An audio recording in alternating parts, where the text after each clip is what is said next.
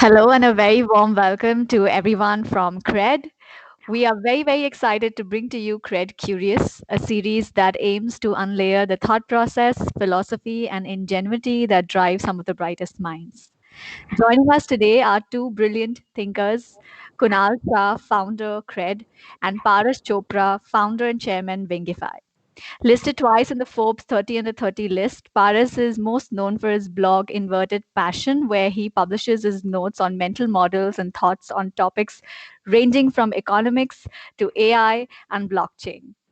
In this candid conversation, Paras and Kunal will discuss the key principles of how humans and systems work that make all the difference. Coming your way are the mental models for success. To everyone who's joined us today from all around the world, thank you and welcome to the CRED Curious community that rewards curiosity. Please maintain decorum in your interaction with everyone here on the live stream. The session is being recorded and will be available right after this. For more sessions and conversations like these, subscribe to our channel and stay updated. And now, without further ado, please make some cheer in the chat section and help me welcome Paras Chopra and Kunal Shah. Thank you, Ankita. Paras, thank you for doing this. Like I was telling you earlier, I have made this a ritual so that I stay in touch with the brightest minds and make it a point to have these conversations anyways. And it just happens that with the Zoom world, we can make it public, right? So it is good to kind of do this. I have probably, I mean, you're probably the most curious founder I know.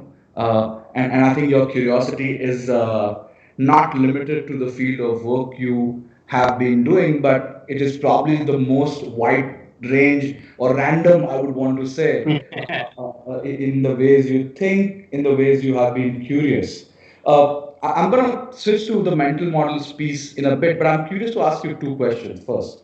Uh, how do you find time to feed your curiosity while running a fairly successful company?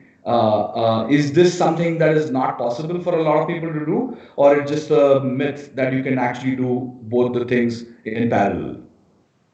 So first of all, thanks Ankita for that lovely introduction, and thanks Kunal for having me here. It's always such a pleasure to talk to you. I recall our conversations go in so many random directions. It's always such a joy exploring these ideas with you. Now coming to this question, frankly, it's a matter of prioritization. So the way I look at Wingify, which is the company I run, I genuinely see it as a learning opportunity uh, it depends why you're running a company. Right? Some people are probably running it for financial success, others are running for status. There may be multiple reasons, and I don't think any reason is better or worse than the other. But the reason I'm running the company is, because it happened to sort of get scaled, and it happened to get scaled because the same. I would say it was the same factor. Being curious about how the world worked, and that is where I just kept sort of tinkering until something worked out. And along the way, it's been just a learning journey all along. So when I'm running the company, every single sort of decision, I think there's so much of complexity that a company throws at you as a founder, from the market, from the people, from the customers. I think it's a way to again build these mental models and explore curiosity. So What are the rituals that you and the company does to really as a culture across the company to stay curious? I know that you guys have some rituals in the company, and I'm also curious to know how have you maintained them post COVID. Kunal, I'm so sorry Kunal, to I'm so interject, sorry to and interject, Paris, and so sorry to interject, but we are facing some echo issues. I think it's I not, it's think it's hampering the not, it's experience for hampering our the listeners. experience So if for we our can just take a listeners. So if we minute to can just resolve take a that. minute to resolve that. Okay, that's Yeah, okay. That's yeah. is it at my end? Hello. Um, yeah, I think Abhisht, if you can help If you figure this can out, I help think the figure this echo out, is I think the actually echo on is because of the actually on devices, because of the probably. devices, probably. Um, we'll just Um, figure it out. Just we'll just give us figure a it out. minute. Just give us a minute. okay. Okay. You can keep talking. You can keep You can talking. while you figure You out. can while you figure out. Uh, Okay. uh, I'm still curious to know Still curious to know what are the what are rituals the that you guys have. rituals that you guys Is have. this? Just let me try this. Let Yeah, me I try think it's a good this. idea. Yeah, I think it's a good idea. Hello. Hello.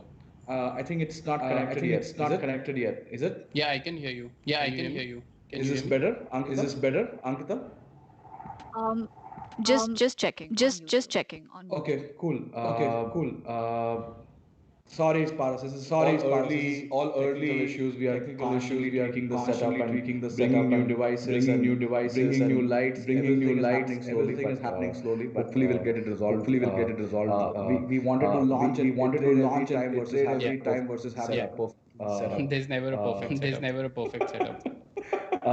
But I'm curious to know, yeah, But do you I'm curious have to know, yeah, do you have rituals and how are rituals those and how rituals are evolved those rituals evolved post-COVID so that the post-COVID entire so team that is the compounding with entire you? team is compounding with you? Right.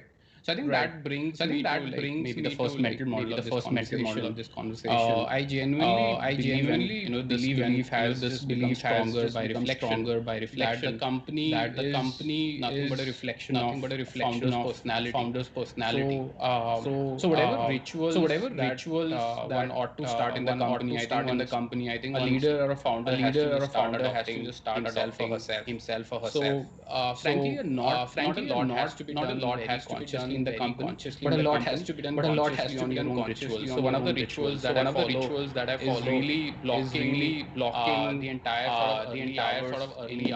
in the day, every single day, before lunch or until even 4 p.m. for myself. So Paul Graham, calls it maker hours, but it's just a calendar block with no agenda in my calendar every day. And I think that forces that sort of agenda less hours at the peak productivity time of my Really day forces me really to forces prioritize me that to thinking, prioritize that reflection, thinking, reflection, writing, writing, and and I think that starts seeping into the company as well, right? So especially in this post-COVID thing now, a lot of our conversations actually get resolved through so we'll writing. write a So document, we'll people write a will comment document, on people will it, they will comment get on it, resolved. they will get So resolved. we've started So sort of we've asking started sort ourselves, of why do we asking even need ourselves, why do we meetings, right? even need Meetings, meetings, I mean, right? they have a Meetings, purpose. I mean, they have Of a course, purpose. they have a Of very course, specific they have a purpose, very but they specific cannot purpose, but replace they that cannot thinking replace that and thinking collaboration. and So collaboration. I think So I think I'm just enforce a trying lot to of enforce a lot of reflection and thinking upon reflection and myself thinking every upon single day. myself every And I single think day. through And that, I think through I'm that, also forcing the I'm company to also do the forcing the same way company as to well, do the right? same So way as well, right? So if someone is someone asking me, for someone is example, asking me, for example, get can your I 30 minutes get your right? I 30 would minutes force right? that I would person to force first that write person and to first think write and and think a and lot of times, a lot of times just uh, just question question on that note. on that note. What do we need meetings What do we for? need meetings for? Do we need meetings? Do we need What are meetings? we what are we What are we doing meetings for that we doing should not be meetings doing for that we meetings should for? not be doing meetings for?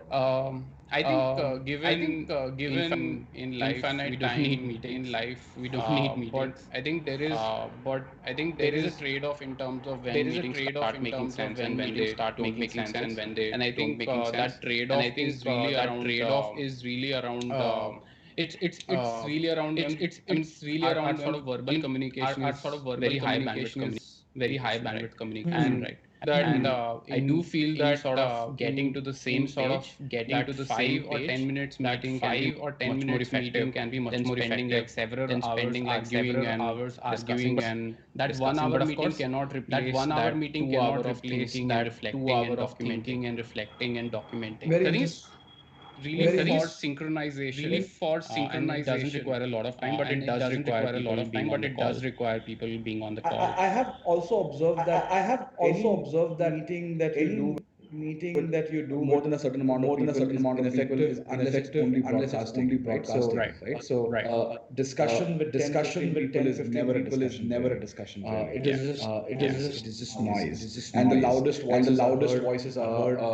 Maybe the sanest maybe the voices are not sanest heard. voices are not heard. And And I think I think your your observation is fairly observation is accurate that fairly doing accurate that that one doing bit is that actually one quite bit is actually interesting. quite interesting. Actually switching Actually gears. switching gears. Uh, What is a mental what is a model? mental model? what is this cool thing called as mental model? What is the basic of that, and why should people even care about it? Right, right. Sorry, Kunal. Sorry, Paras. The echo issue is not fixed. I think the audio is being picked up from some other device. Let us give us a minute to solve that. Okay, Yeah, okay, yeah. okay. We'll have to Sure, pause sure. for us to fix it. Yeah.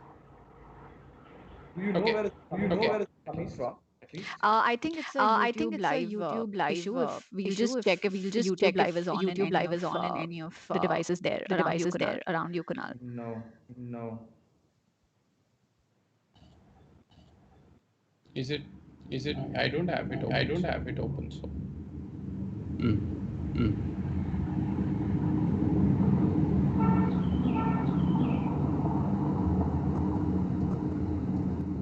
Not sure what else is causing it.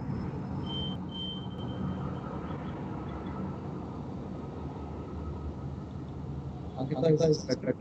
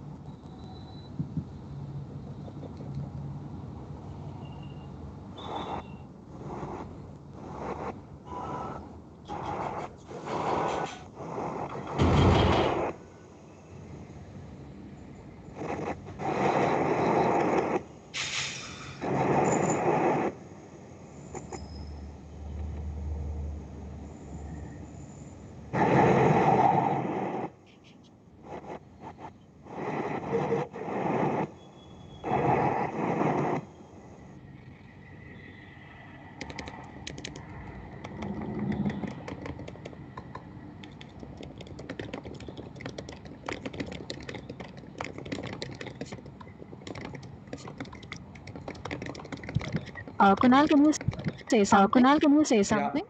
Yeah, is this better? Hello. Is this better, Ankita? Yeah, just checking on YouTube.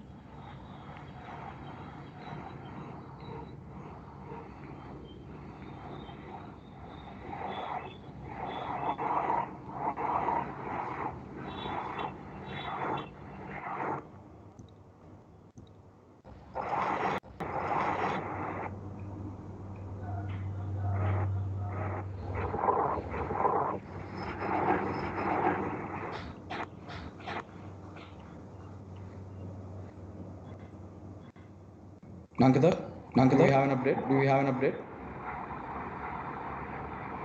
Um, just checking with the ops team.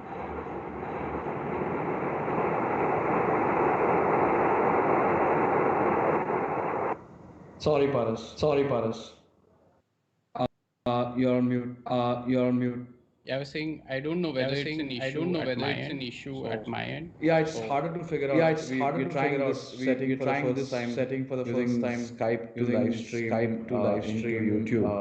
okay, So okay, slightly like early teething issues on this particular setup. right, right.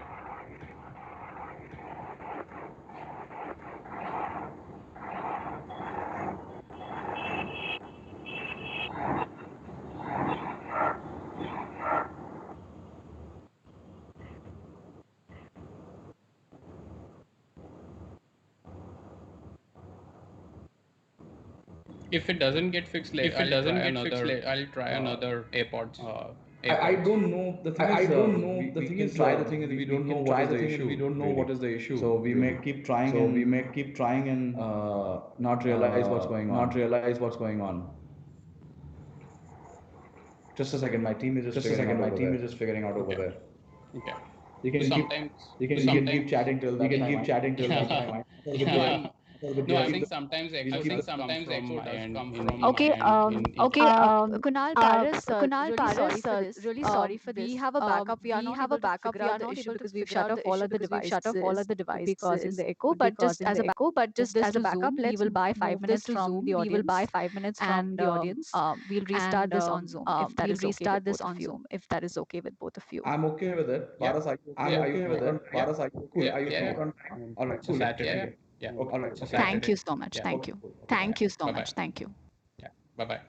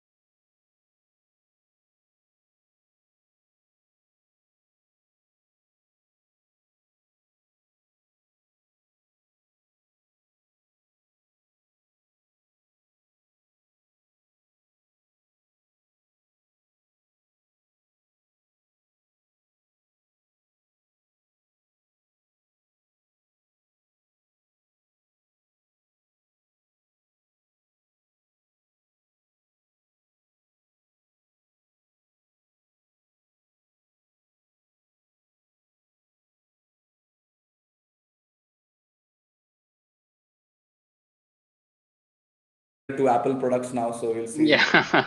helpful or not. Uh, Dude, sorry for this, guys. Everybody who's on the live stream, really sorry for this goof up. We tested 4 times this morning, but you will never know how some of these things work out. Sorry for that. Paras, you were going to answer this question that what is mental model and why should we care about So, it? Kunal, I think let's back up a little bit. I guess some people on Twitter were saying they didn't hear anything we talked about. Okay, so let's So just let then two questions. Then back is curiosity something that you can do along with running a business, and how do you kind of keep the rituals of learning going in the company? Right. Yeah. So on that, the first question, like I said earlier, when nobody could hear, I definitely think curiosity is something that can be sort of pursued along with the company. And in fact, I think there are different reasons for starting companies, right? Some people started for money. Some people start for because they love technology. Some people start for fame. I think the reason I started the company was because I was just curious about how the world worked. So the company is a playground for me to keep accelerating that learning. So it very naturally fits into my core motivations. So I do not see this as a conflict at all. Interesting. It's so interesting. It's funny. My team keeps telling me that CRED seems to be this crazy social experiment of creating almost like a parallel universe of people with credit-worthy individuals. So Right. seems Yeah, it resonates a lot in what you are saying. And it's funny. Your company is into testing hypothesis. exactly. So it's your like a permanent obsession with that. So it's pretty cool. Right. And I think as a founder, I get to design my own experiments and interventions in at least this microcosm of a company, Wingify, right? We have 250 people, and I wouldn't say, I run experiments on them, but I think rather than just going blindly with whatever so-called management best practices are, I think this gives me an opportunity to think from first principles, things from scratch, and really see whether those sort of principles have any impact on people's behavior at all. So I think it's an amazing sort of playground to learn a lot about the world, especially if you're in a tech business. And I am in a tech business, so it's just very perfectly aligned with my core motivations. Let's switch to mental models. Why? What is a mental model? Is it a cool name for something basic? And why should one care about it? Yeah, it's actually a cool name for something basic, but that doesn't make it simplistic, And the way I look at mental models is really like having a map when you're lost. So imagine that you have to navigate in some unknown territory. One way you can navigate in that unknown territory is just stumble randomly and go with your hunches and see, where you sort of end up heading to. And the another way, where you know that you need to get from A to B, I think that's a really poor strategy of just going about randomly and hoping to stumble from A to B. But if you have that map, right? I mean, map helps you do two things. One, it's able to help you locate where you are.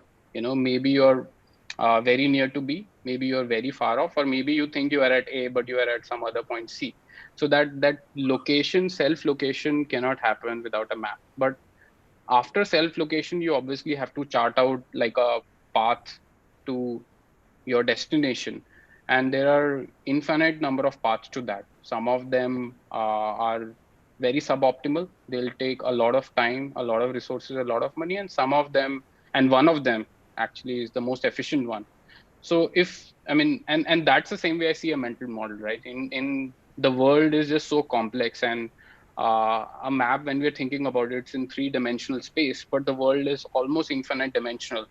The sort of, at least in the idea space, you can navigate in so many different dimensions. So it having this map, which is a different name for this mental collection of mental models, I think it just helps you chart out that path from what you want to do in a much more effective manner. Otherwise you can obviously keep on stumbling but may never Yeah. achieve what you want to achieve. Can I summarize it as a system that helps you take good decisions efficiently or avoid bad decisions efficiently? Is this a definition that could fit, or there is parts that are missing still?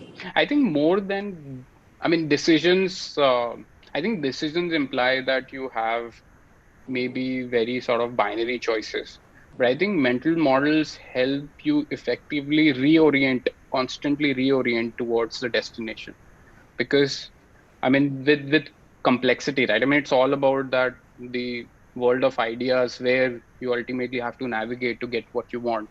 If it's almost infinite dimensional, then you can forget about just taking the correct decision. There is no such thing as a correct decision. So what mental models can help you do is just continuously reorient towards like a more effective path.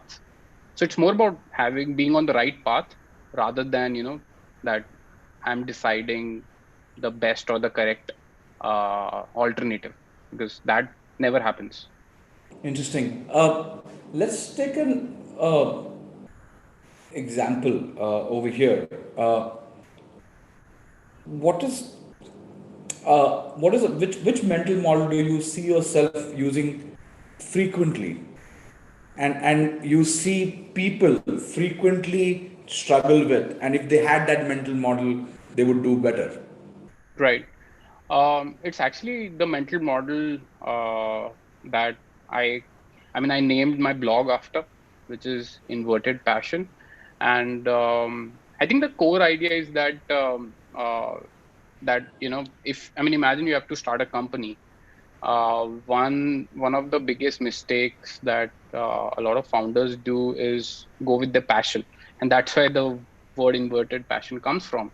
I think passion has its place in enriching our lives, but I think it's a terrible way to sort of start a company, because you're I mean the word passion literally says, that you're so engrossed in that your brain completely changes your reality into making that the most important thing in life.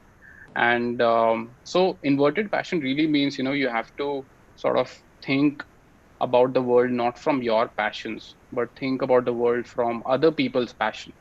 And which, it is highly unlikely that there'll be a large overlap between your passions as an entrepreneur and what like an average consumer or an average business is passionate about.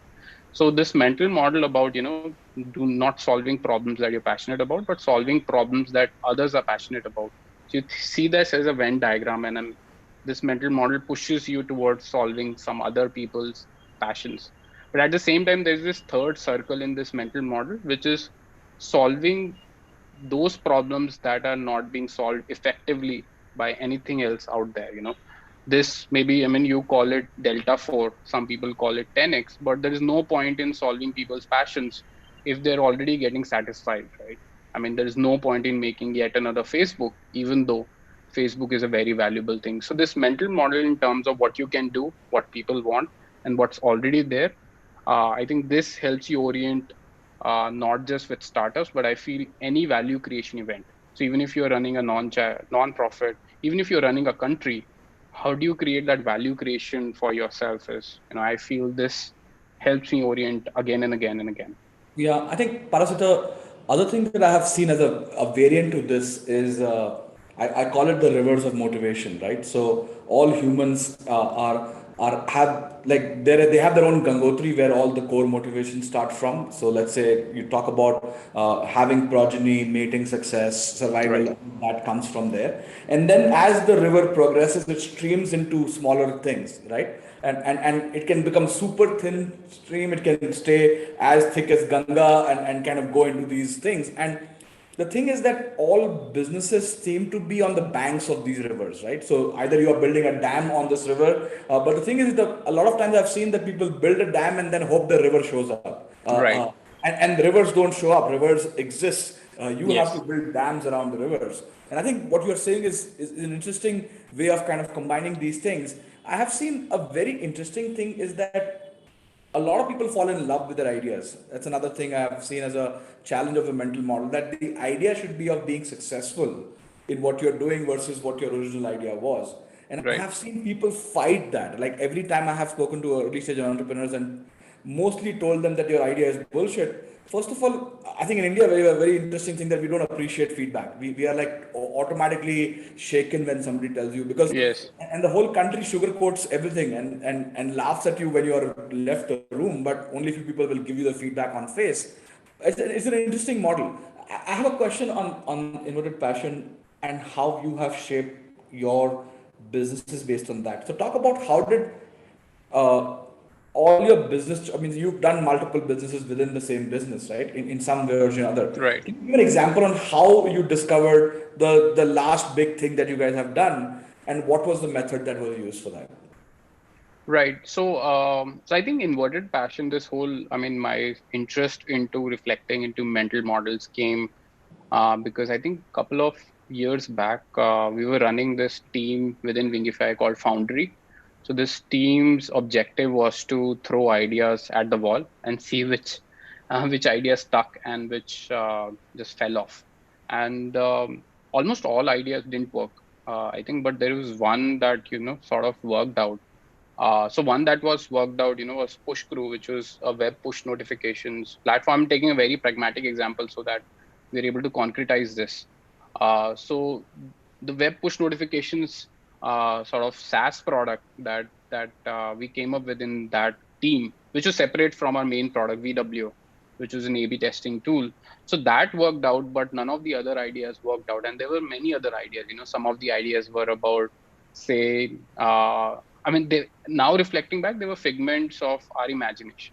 They were things, that we were sort of passionate about because I had relocated to Pune and I had nothing to do, not many friends in Pune. I thought it would be cool to have an events app that notifies you whenever there is a new event going around, like these sorts of ideas. And I'm laughing now looking back, but at that point of time, they felt so real in my gut that this is like a real problem that needs to be solved for. And there were many such ideas that didn't work out, but Push Crew worked out. And reflecting on that, I think I realized this same thing, wherein what Push Crew was doing. I mean, I was not in the business of sending push notifications, right? It was solving a very concrete problem for websites, where the need for a business to communicate with, say, a customer is always there. So push notifications did not like invent that need. People were doing that with flyers, then they were doing with emails, and now this was another medium that helped them do it. But at the same time, this worked out because this was not something which was just incremental replacement for what businesses were already doing. If I had built like an email marketing platform, people would say, why do I care? I'm already doing this. But in many respects, this instant push notification was like a 10x differential on some aspect, wherein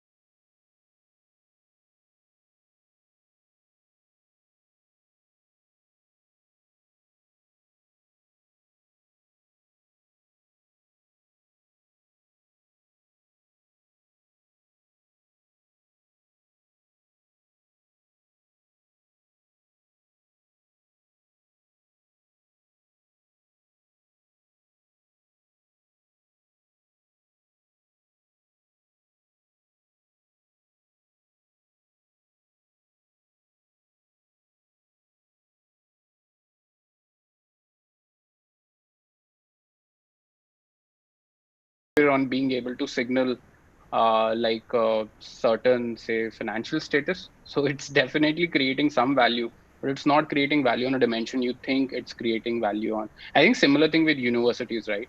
I do feel, for example, the benefit of Harvard University is not the education, it's that credential. So you Yes. can't just naively take even the same professors and say now the label will be XYZ.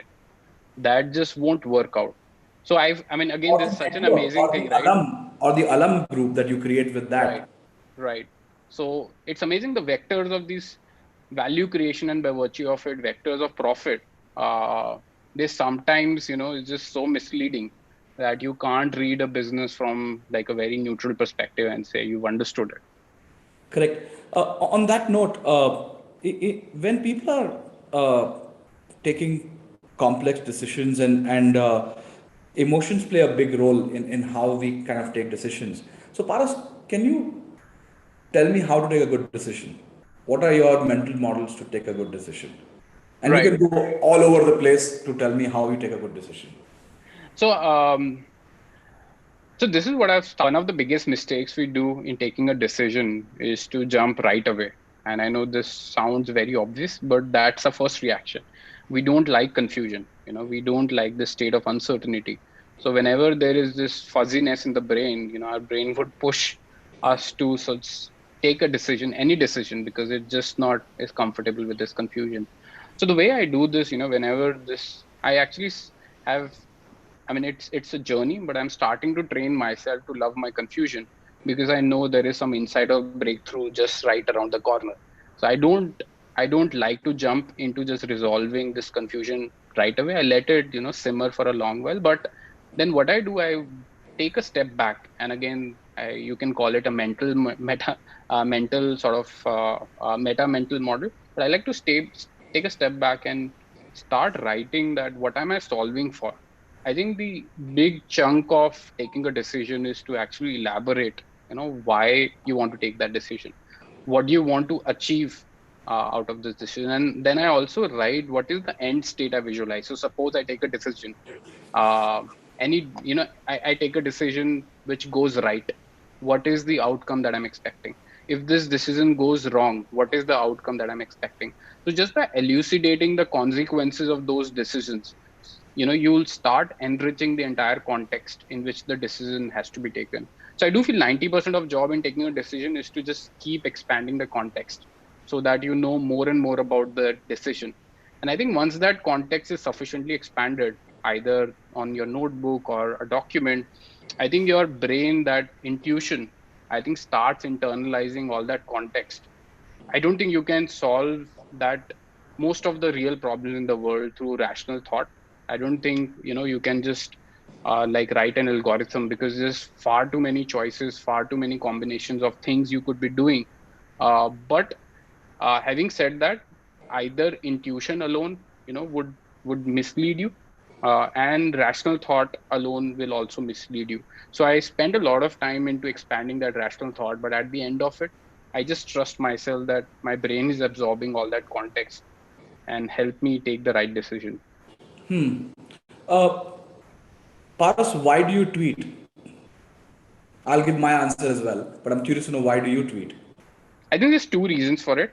One is purely from, I think, a documentation perspective. I do feel, looking back constantly at my journey, how my thoughts have evolved over a period of time, they're a very rich source of learning in itself. And I think why I tweet is very similar to why I write. I've been writing since I was 14. And every now and then when I go back, there are some patterns that you see of things that have not changed since then. There were some questions I was asking when I was 14. And when I'm 33, I'm still asking the same questions. And there are some things that have changed. So things that have not changed, I think they tell you a lot about yourself. Those are literally the sort of, the core of your personality that either through genetics or upbringing or through environment, early childhood environment, they've shaped you. And I think learning about those things can only happen if you just see those recurring patterns in your thought and behavior. So Twitter helps me do that. And the second reason is obviously, I think all the people who come out and tell you why you're wrong, that's an amazing source of learning as well. So Yeah. I think for me it's been slightly different. I realized that I'm not very good at memorizing anything, right? I had this problem from बचपन से, जैसे कभी marks नहीं मिले, and I realized that it's I was good at summarizing and making a small summary of that and saransh and store it somewhere. And I think I've always been like that. I just that making it public makes it create an emotional reaction, because the more you likes you get, the more comments you get, the more criticism you get, it becomes much more sharper and gets stored, and then one more dot connects, right? So for Right. me, these tweets are nothing but dots I'm trying to connect and seeing some bigger equation emerge in some ways. The emotional reaction that the feedback loop provides create more permanence. So I remember almost all my tweets, and I remember nothing else that I've ever learned, read, whatever. It just kind of creates a nice loop in some ways. Yeah. But Paras, you But for mentioned about. Sorry, go ahead. Sorry, I was just saying for me, I think the likes and retweets, I mean, they are less consequential because I feel, I mean, at least personally, I get the majority of value through the act of writing itself. In fact, I mean, I've seen some of the thoughts that I've ended up thinking they were uh, not sort of deep in some sense. They had more likes than some of the others, which either I was not able to articulate, or probably in my head the context was different than the context that other people had.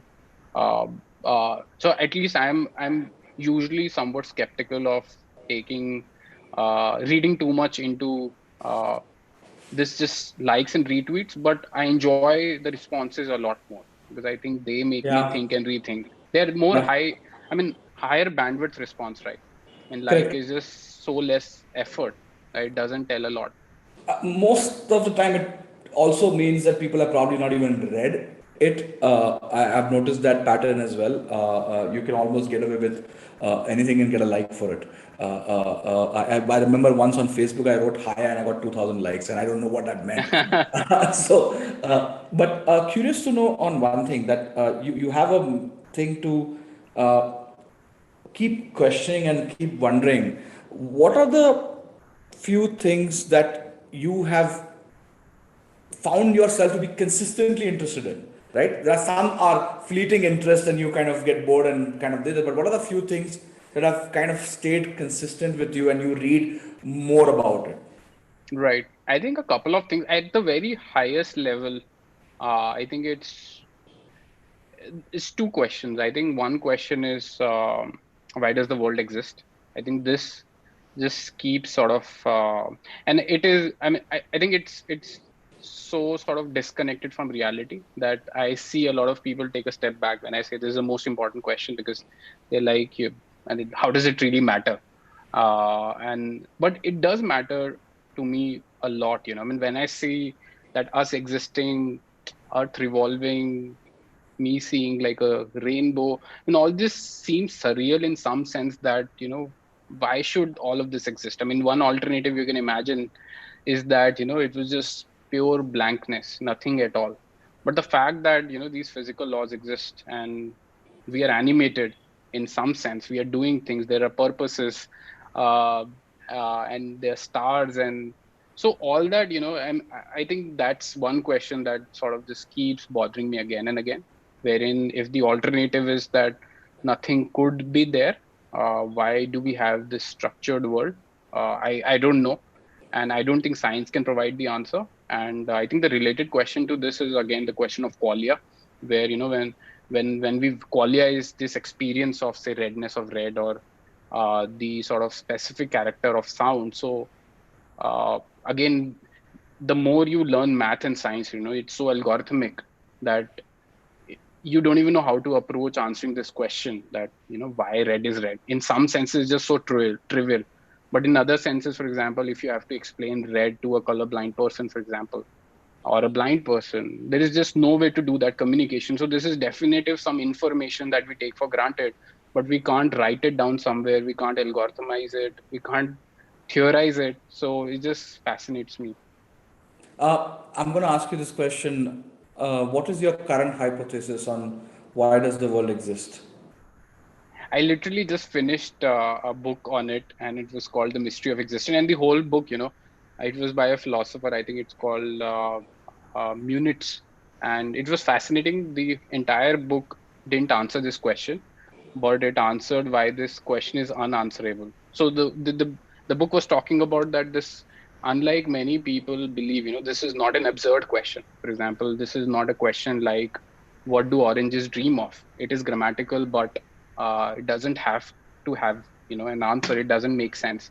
But this question, is, if you sort of deconstruct the words like why, world, exist, you'll find that all of these sort of words make sense together. But no rational method can even point you to a direction of answering this. So your science cannot tell that, and theology just takes so many assumptions that your rational mind just doesn't feel. I don't know, honestly. I mean, one of the things Did I'm you? getting, Yeah, go ahead. one of the things, just a very wild hypothesis is that rather than thinking why does something exist rather than nothing, start maybe imagining that maybe the more the more probable option is that everything exists, because thinking of this specific structure of the universe with laws existing is sort of wild. And similarly, thinking nothing exists is maybe less probable than just saying everything exists and we happen to find ourselves in this local structure where we sort of feel it is structured in a specific way, but maybe everything just exists. Everything you can imagine is out there.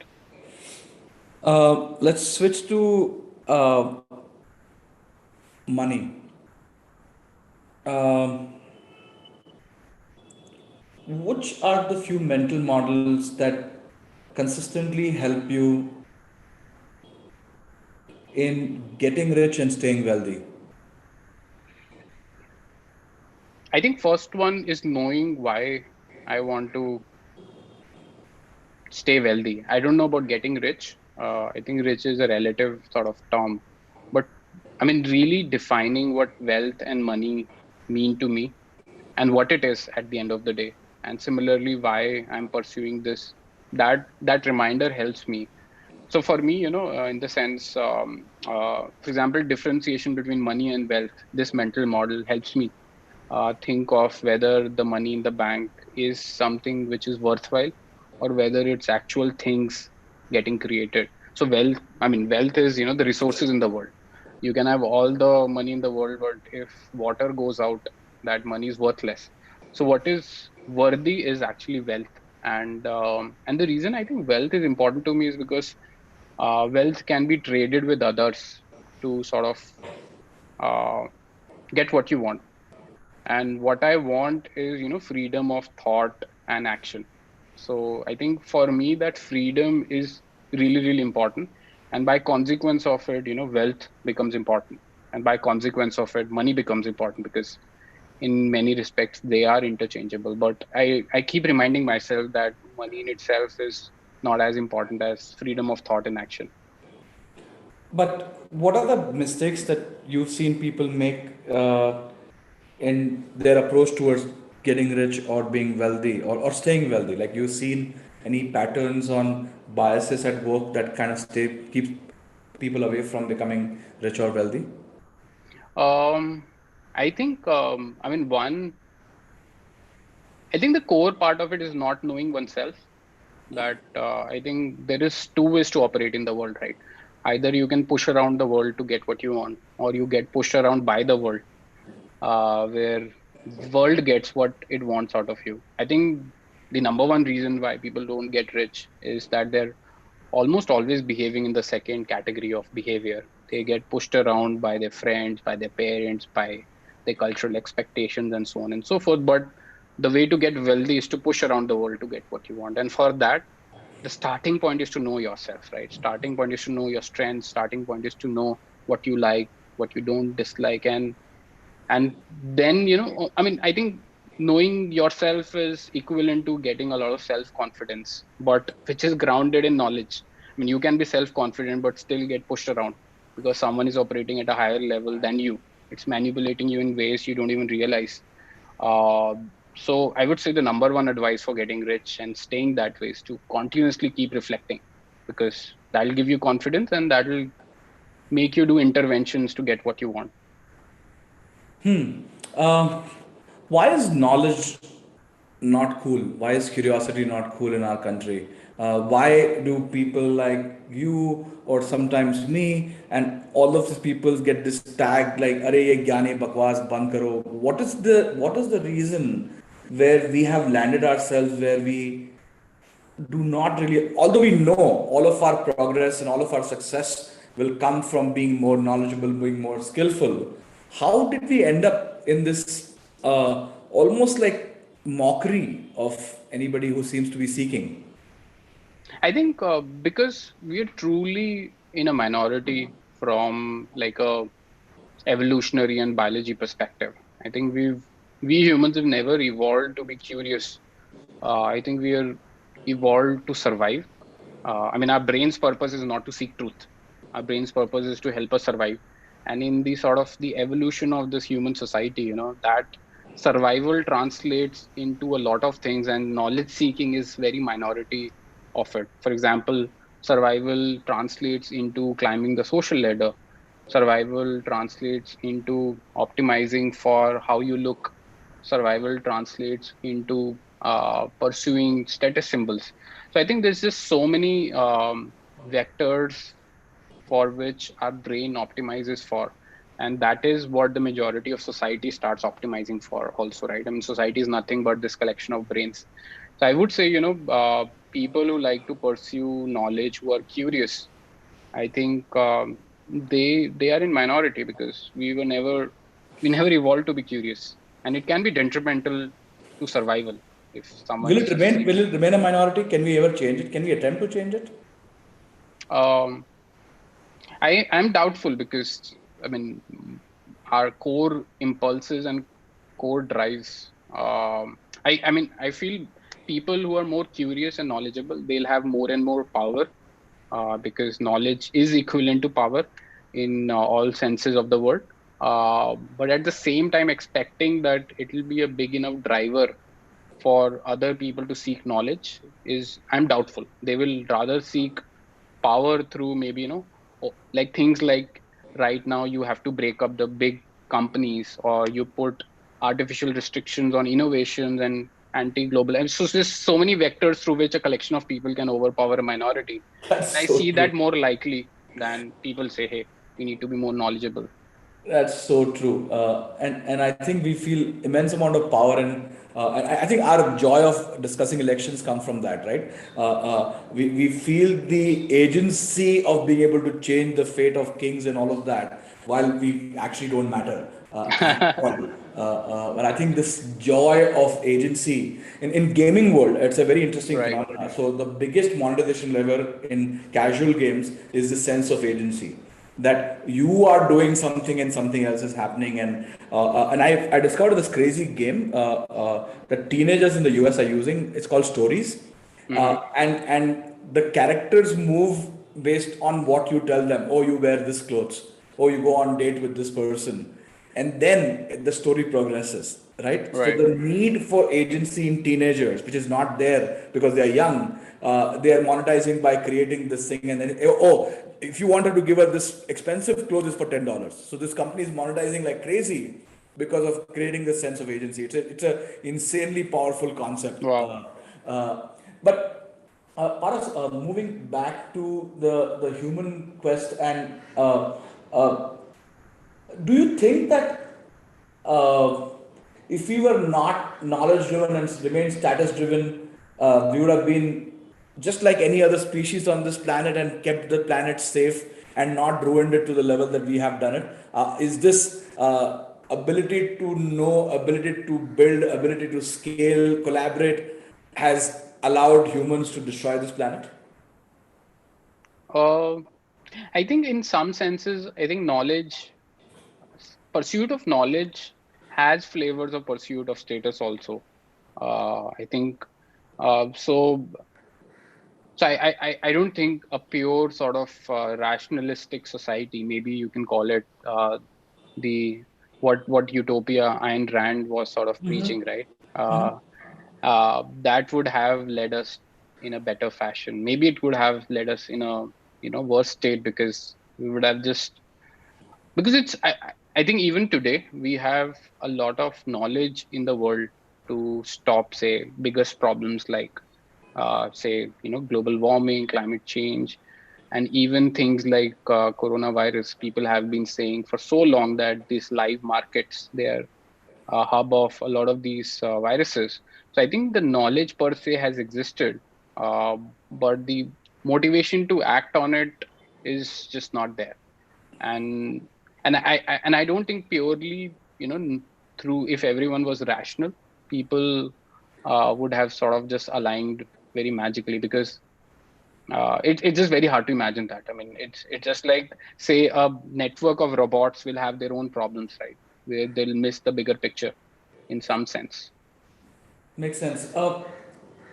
If we have to kind of look at how the human brain works, and how the biases kind of operate, and it kind of always keeps me excited about creating more and more human behavior paradigms of all of that. What are two or three most fascinating things that you have always found it fascinating or recently discovered about human behavior that broke your mental models about how humans are? Like, give me two, three examples that were recently sort of interesting and intriguing for you, or even shocking for you. Um, I think one of them, I mean, these are obvious ones in retrospect, but I think they came after multiple sort of failures trying to predict people, and they not doing what I thought they'll do. I think I mean, what one of the sort of things that baffles me is constantly people say something and do something else. So, because I've always felt that if you're a rational person, if you're saying I'm gonna do this, you'll do this.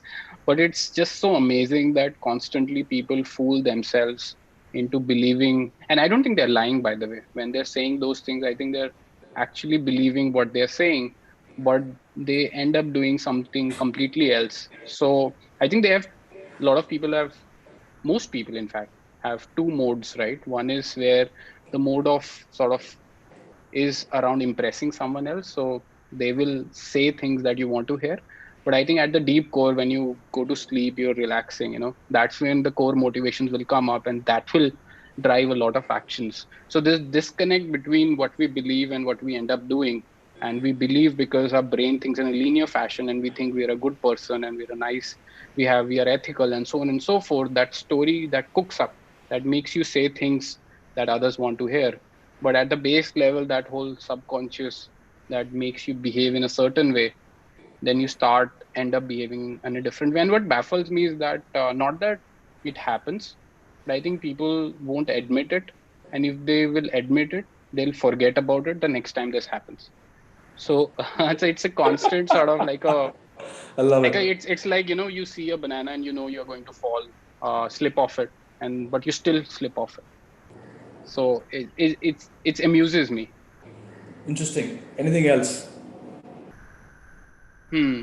And I think, I mean, it's commonly known, but I think people underestimate. So one of the things I've started again believing more and more is that, we do not understand how better someone in the world can do our job, that what we are doing. So I don't think we understand that if we say someone is 10x better, I don't think whether, like, you are in marketing, you're a founder, you're a programmer, there is someone out there who's doing what you're doing in at least 10x better. I don't think we have that intuition. Our brain makes this sort of such a protective environment for us that, it's impossible for us to really internalize how better someone can be at the job that we're doing.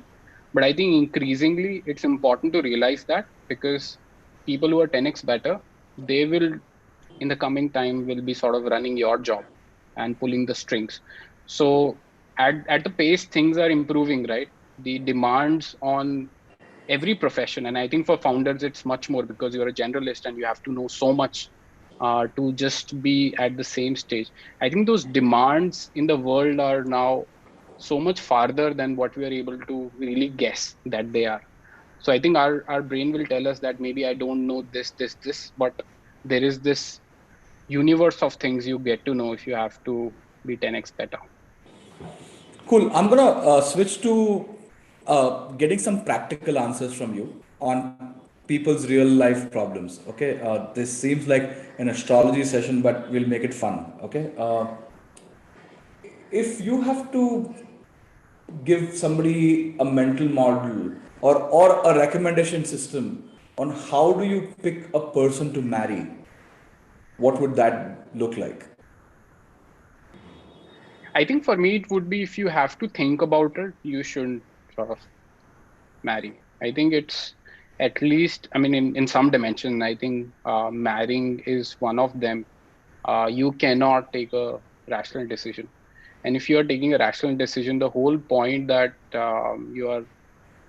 I think the whole sort of commitment that you're going to spend rest of your life or a long period of time, that I don't think can be rational decision, because rational decisions always come with a possibility of being wrong. And if you're even considering that possibility, right, then I think uh, you'll start sort of doubting your decision. And I think it's like a feedback loop from there on. So at least for marrying, you have to be 100% into that decision from your heart, and you can't think that it will go wrong, because that's literally the definition of marrying, right? Okay. Uh, so if you're doubting, don't do it. Okay, that's good. Imagine you are a person's in a job where you are wondering if you should resign and switch and join another company or not. How does one take that kind of a decision? Like, what are the things that you would have say that look at this, if this is working, change, otherwise stay? What would you do? Right.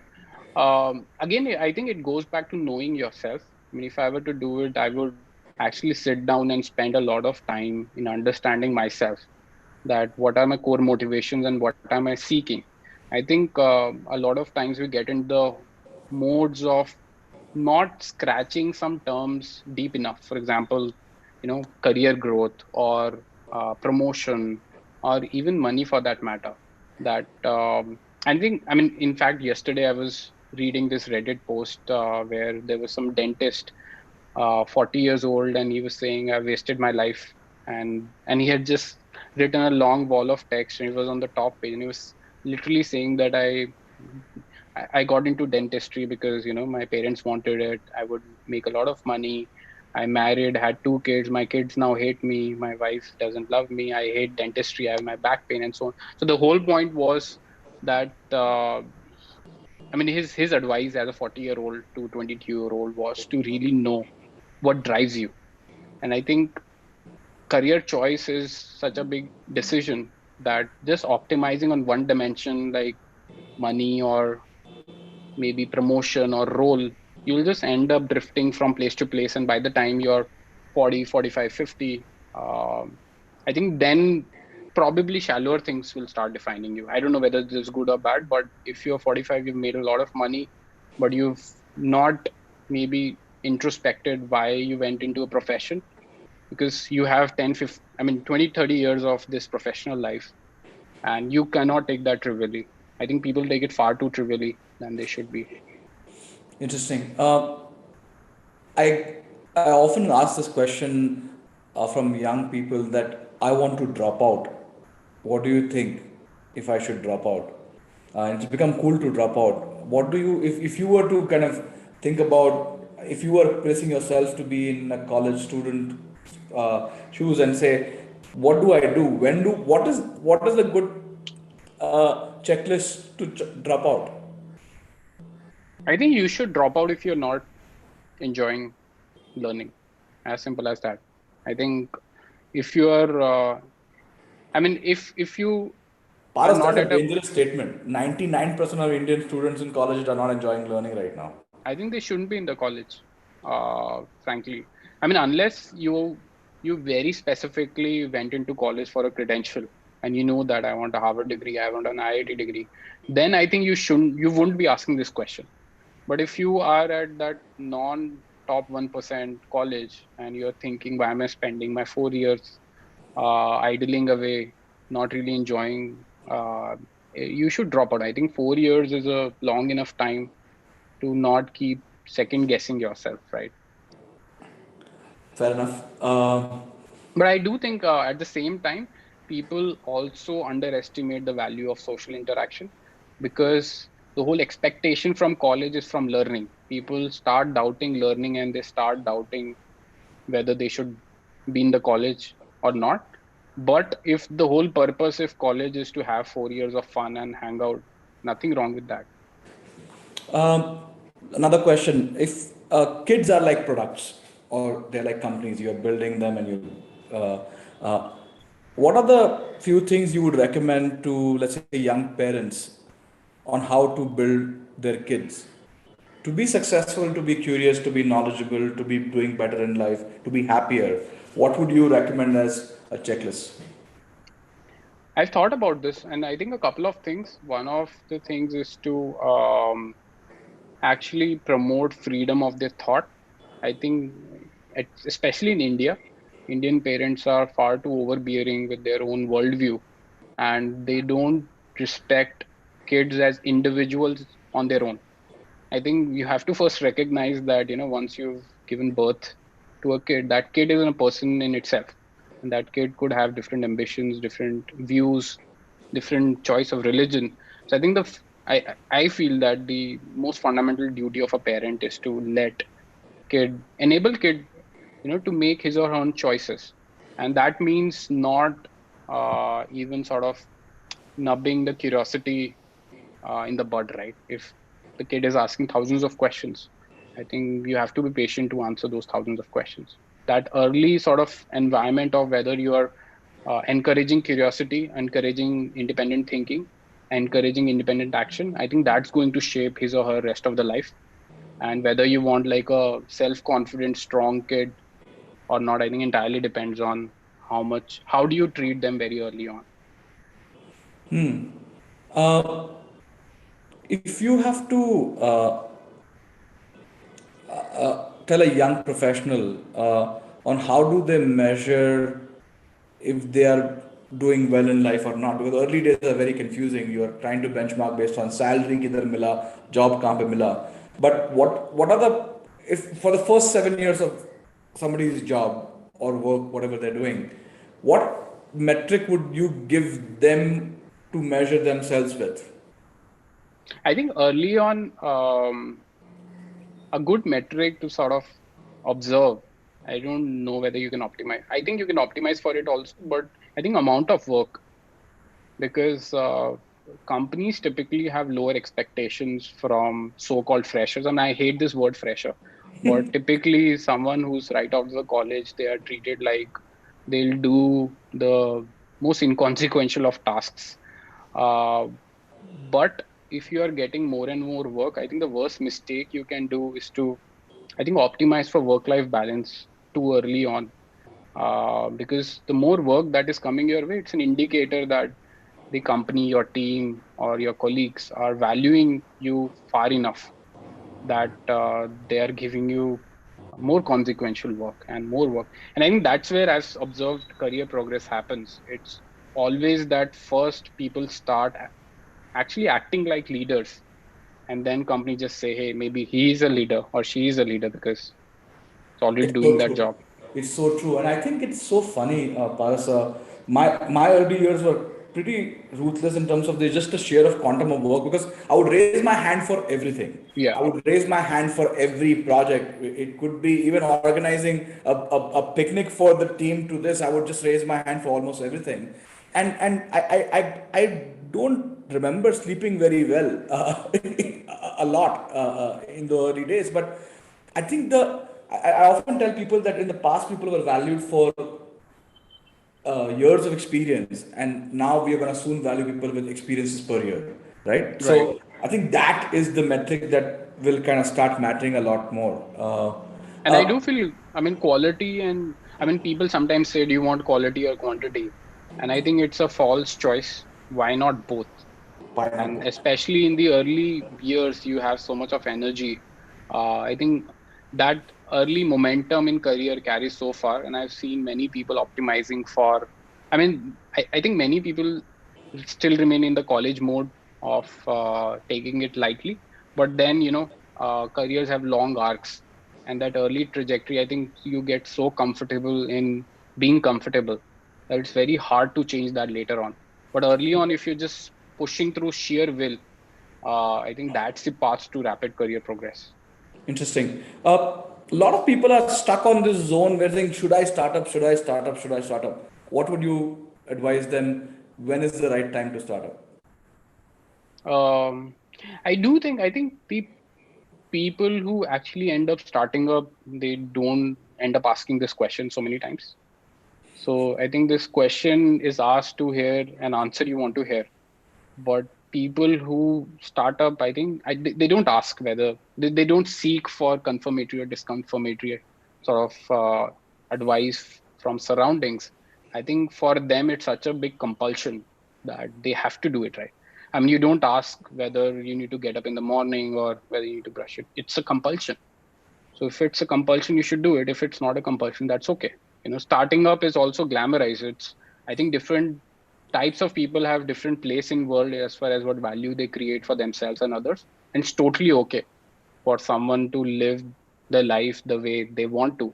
But being honest about it is important, I feel, because if you're not honest of whether you need to be a founder or whether you need to be just a bank clerk, I think both of these are equally sort of respectable ways to live life. But you can't be like a bank clerk and deluding yourself. You want to start up and just Yeah. creating anxiety along the way, right? Paras, I have a question on the startup funding situation. Unfortunately, Kunal Shah, because he can raise money, is glamorized a lot more versus Paras, who's been bootstrapping and building a very, very valuable company, right? And I think it's culturally wrong. We tend to not. We are glamorizing the wrong things. Raising money is not success, but building enterprise, creating profits, giving value back to the shareholders is what value creation is.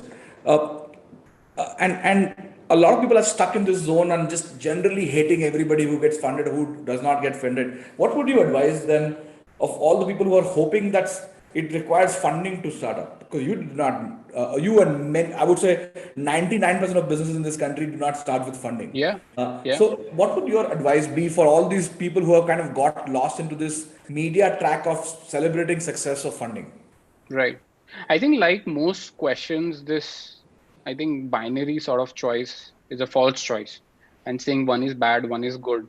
I think, in fact, taking a step back, I think most of the questions where you ask whether should I drop out or not, having kids or not, I think because most of sort of answer will be, it depends. So that context is just so much important in terms of, especially for funding and bootstrap, what type of company you're starting, whether you can get distribution early on or not, whether where are you going to get the users from, whether it requires like an incubation period before you can launch the product. I think realizing that funding is a component into value creation, and one of the components is important. It could be case that for certain types of value creation plans, funding is 90% of the component. But for other sort of value creation plans, it could be negligible or minority of sort of component. So you have to sort of think through why do you need funding, and they can be perfectly legitimate reasons for that, or they could be nonsense reasons for that. And not acknowledging and understanding that context and saying one is good, another is bad, I think that's stupid. I'm going to switch to some final things on final two questions.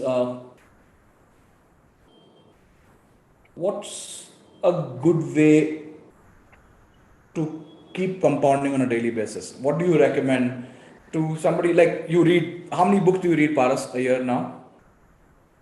I i think my pace would be like one book a week Okay. max. Yes. What would you recommend for people to kind of tweak in their days to become like you in many ways? How do you keep compounding? What do you recommend? I think reading uh, reading and writing. I mean, I genuinely feel, I think just reading alone doesn't do it. And of course, I don't think you can write if you're not reading. um, uh, but I think reading also, people start feeling reading for its own sake. So that's why, I think number of books is a really bad metric. You could read one book in a year but end up getting a lot out of it, versus you could read like one book a day and not really get anything out of it. So there is an art to reading, in the sense I read to build mental models. So when I'm reading, what I would do is I would sort of, when the book is done, I would sit down and actually write it in my notebook or a blog or a Twitter thread. I think it forces you to digest and upgrade your map of mental models. And that's ultimately what I'm seeking.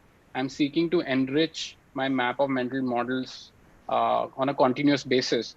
And that's also compounding, I mean, every new mental model that you add into your list, that's not incremental.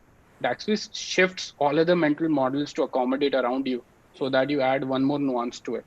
So every new mental model you add, I think it just makes all other mental models better. But you'll not add them until you are sort of, writing.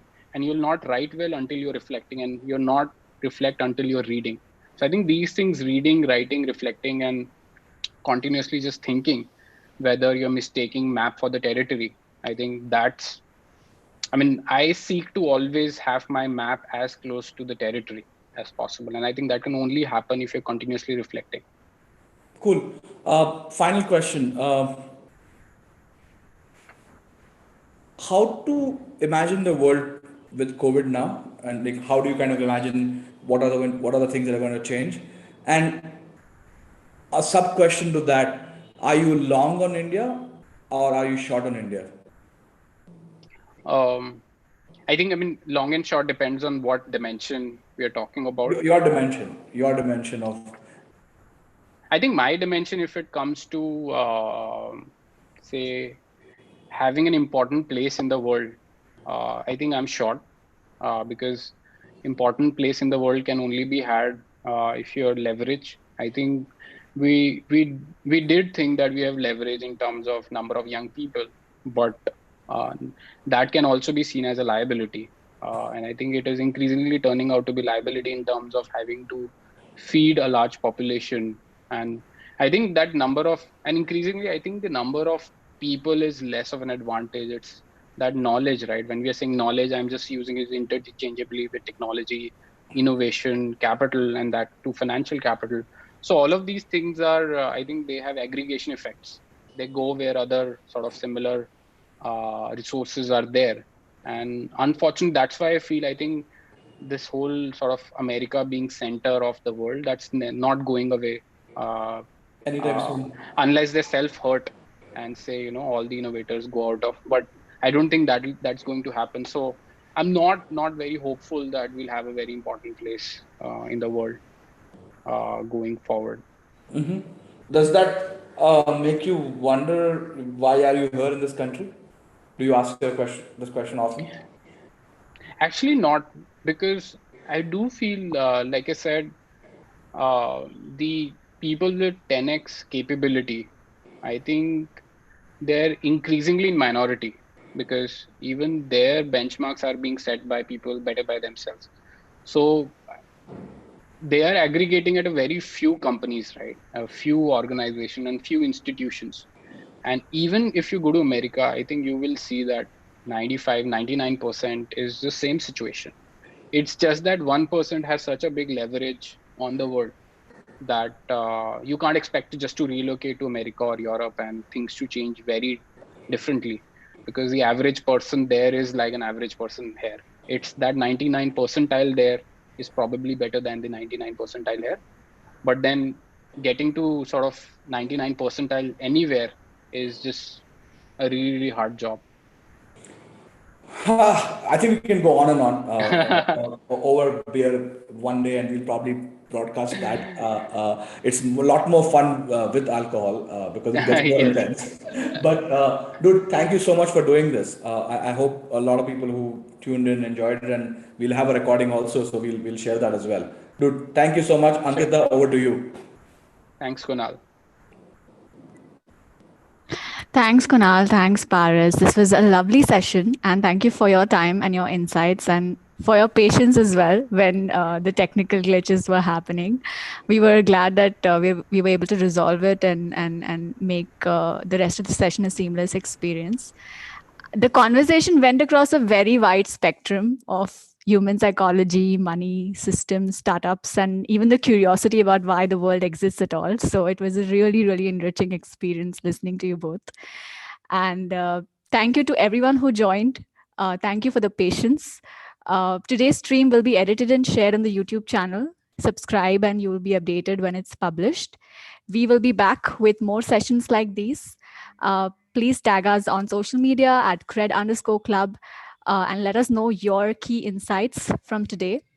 We also have a Discord channel where we discuss learnings and deep dive even more into the insights discovered here. The link is in the chat section.